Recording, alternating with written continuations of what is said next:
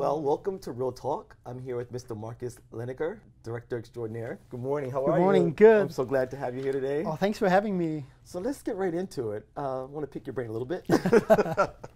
Well, what individual or circumstance in your life has influenced how you entered into becoming a producer? It was my wife. It was your wife? It was my wife's fault that I'm in this business. Wow, okay, tell me about that. I was in school, and I was bounding towards medical school. I wanted to become a doctor. And my wife always says you have to have a fun class. So, you know, you take all this chemistry classes and all the science classes, and you need something fun, she says. So I'm like, okay, I'll take a film class. Because I always made movies. As a hobby, I made a couple of features and short films, just for fun. And I said, I'm going to go to film, take a film class and just learn a little bit more so I can enhance my hobby. And I took the film class. Then the next semester, I took 2 film classes. And the next semester, I took 3 film classes. And suddenly, I had more film classes than science classes. Wow, okay. So my wife sat me down and says, so now you got to decide. Do you want to go to film school or do you want to become a doctor? And she said, and let me tell you one thing. I think you should go to film school. And I'm like, what? I mean, film school, right? You don't make money. You have to work hard. You have to hunt down jobs, right? Doctor, yeah, you get set into a hospital or in a clinic. You have, your income. It's all nice, right? I'm like, really? She's like, yeah, because with medical school we would have $200,000 to $300,000 on student loans, and with film school we don't. She's smart. So she's a teacher. She's a high school teacher, so she's very smart. So I'm like, okay. I didn't have to think much about it and went into it. And like everybody else in Hollywood, I wanted to be a director. Okay. I'm going to be the next Steven Spielberg, kind of like that. And quickly I learned that directing doesn't make you money. Okay. You have to work really, really hard, a long time to make money. And I started out producing. I started out producing short films. A friend of mine asked me, he said, hey, I pay you a little bit of money. Can you help me produce a short film? And I'm like, sure. I mean, I didn't only produce the film, I was also the AD and the editor, but that's how I really got into the producing. So how has your craft evolved within the past, let's say, 3 to 5 years?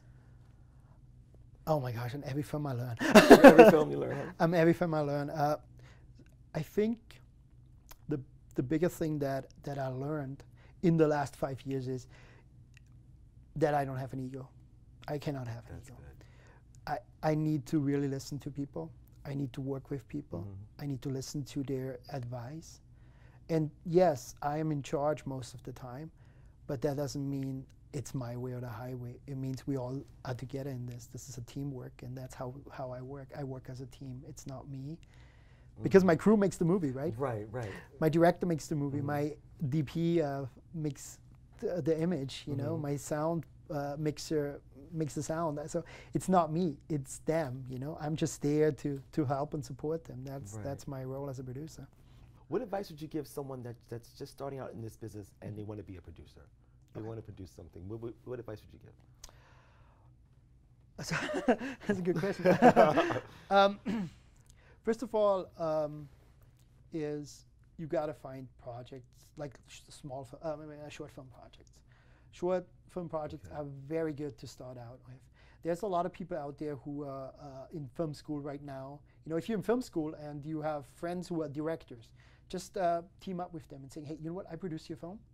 You direct, I produce, and we're doing a short film together. That's your first step.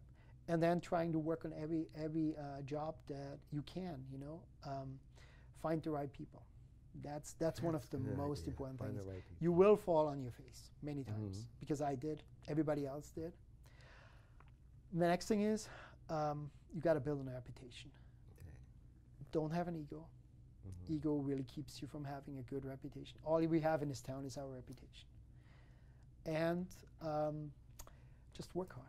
Just work hard. Learn everything. Learn the camera. Learn the sound. Learn what the PAs do. That is the most important thing. And treat everybody as your best friend, from the PA to the craft service people, to the director, to the actors. Everybody is your best friend. Everybody is there for you to make this movie happen. That's really good advice. It's really awesome to hear. This is the last question. Okay. What would you like your legacy to be? Once you're gone.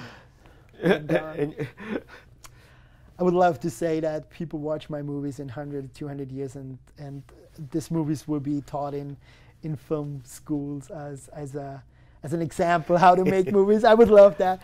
I kind of like wanted to leave a legacy that my kids can be proud of too. Okay. You know, that they can say, "This, my dad did this." Right. You know, my dad worked hard to get there where he is, and this is his work, and I'd be proud of it. I'm reading, I'm a big classic film fan. Okay. You know, I watch all the Hitchcocks. Oh, nice. Because I love him, you know. Uh-huh. I watch everything that I can that is before the 60s, the old studio films. And I think probably not on that level, but on a similar level, that I say my kids can say, yes, that my dad did this, and this is a great thing he did. That will be my legacy. I hope that works out. Well, I'm sure it will. You're on your way to having a great legacy, and I really appreciate you being here. Thank you for having me. Thank you, Marcus, so much. Thank you so much. I really appreciate that. Very good. Well, this has been Real Talk. I'm Briscoe Diggs, and remember, if you have a dream in your heart and a plan, it's never too late.